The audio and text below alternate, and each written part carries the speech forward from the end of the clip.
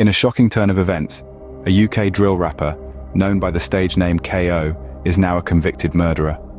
Famous for his hit song called Avengers, that is spelt with a 9, he now stands infamous for a crime that shook the foundations of the UK drill community and beyond.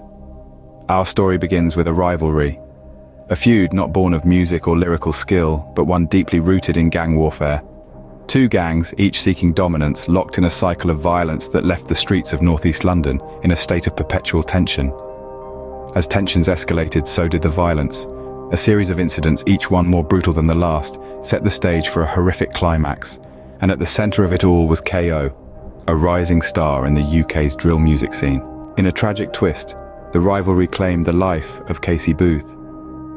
Booth was not just a rival gang member, he was a human being whose life was cut short in the prime of his youth. The instrument of his demise?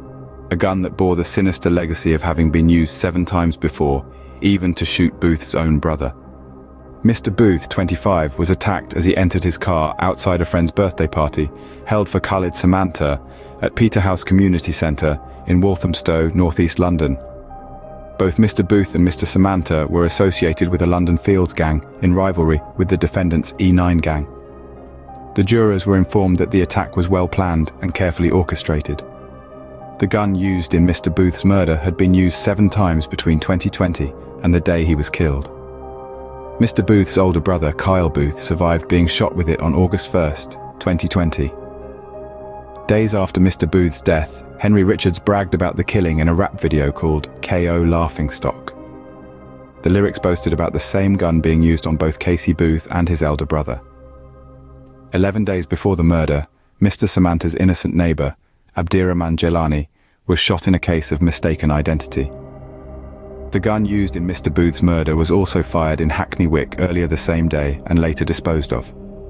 Prosecutor Anthony Orchard KC told jurors that the defendants conspired to kill Mr. Samanta or another London Fields associate, with each playing a role in helping and encouraging the gunman. They took steps to hide traces that could provide clues as to their involvement. None of the defendants gave evidence in their defense, asserting they were not involved in the murder, but concerned with car theft. After deliberating for a week, the jury convicted the following men of murder: Henry Richards, Kamani Brightly Donaldson, Jeffrey Guymer, and Joao Pateco Te. They were found guilty of conspiracy to murder Mr. Samanta and conspiracy to possess a firearm with intent to endanger life. Brightly Donaldson was also convicted of having a prohibited firearm. Rudy Thomas admitted having a prohibited firearm, but other charges against him were not proceeded with. The jury was discharged on Tuesday after failing to reach verdicts on Kadeem Brightly Barnes, 31. But the most chilling part to this already shock story is that, in a disturbingly brazen act, KO took to the internet to brag about the killing. He shared a video online titled Laughingstock, exposing his chilling disregard for the sanctity of human life. The video remains pinned on KO's X account. Following this, Digger D remixed the song, and it's noteworthy that Digger D's album, Naughty by Nature, secured the top spot on the UK album chart in April 2022, featuring this highly disrespectful song in its track listing.